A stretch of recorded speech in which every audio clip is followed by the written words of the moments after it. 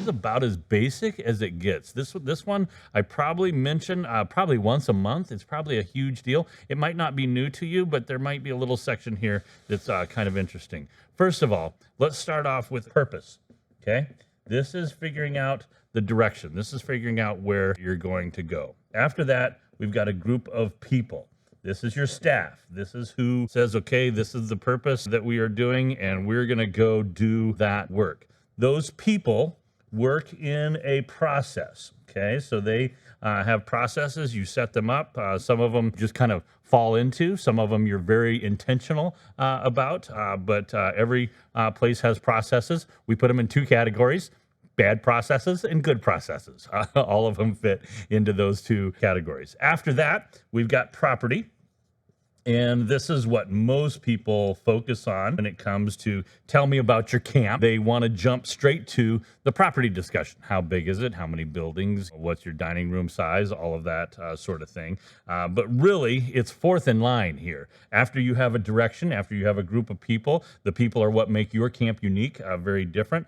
Then they work within a set of processes. Then property becomes their tool. So property and process are the tools of people to accomplish next your program. So your hope is that your program is accomplishing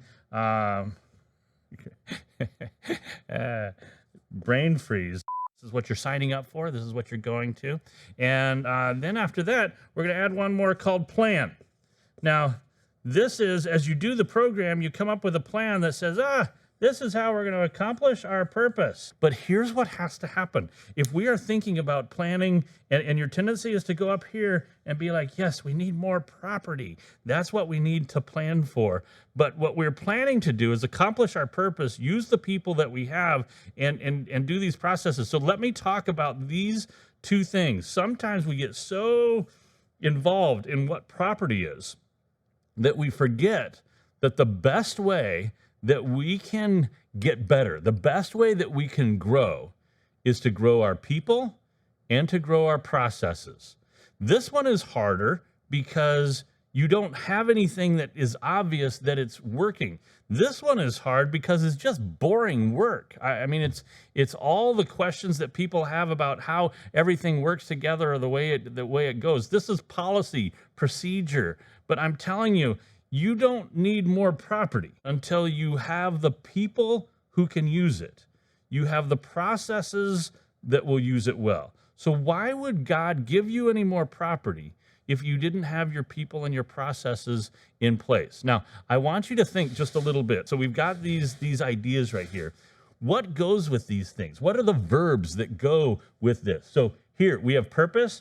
This, we just get to choose. Now, that's why it's so much fun, because we get to actually choose the direction that we're going to go. What about people? This, the verb that goes with this is grow. We're going to grow these people. Process, we're going to teach these processes. Property, we're going to build property. And program, we get to do something. And then plan, we get to dream. Now, you as a director, which one of these words do you enjoy the most? Choose, grow, teach, build, do, or dream. Chances are there's a couple of these that you just really enjoy doing. But if you're going to be a good director, you've got to come back and do a little bit of all of this.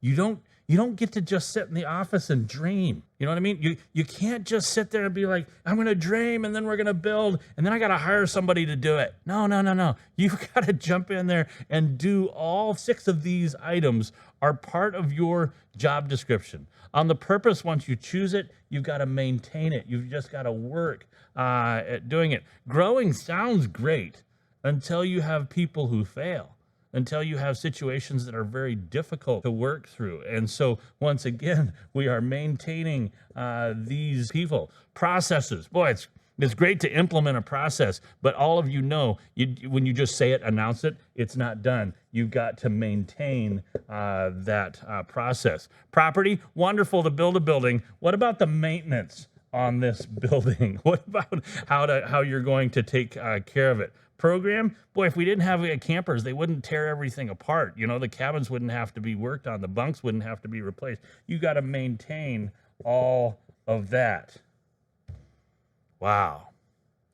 A big job of a director is the maintenance of purpose, the maintenance of people, the maintenance of process, the maintenance of property, the maintenance of program. That's got to be your plan, is to do a bunch of maintenance.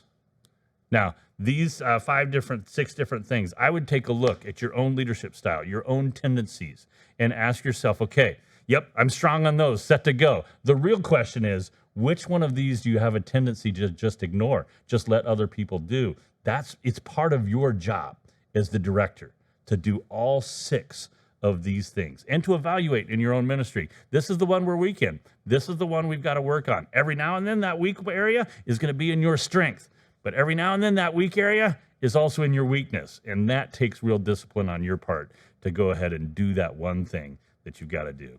That's Director 101. Not an easy one. Sorry about that, but it's a very necessary one for us to be good directors for our staff, for our campers, for our churches.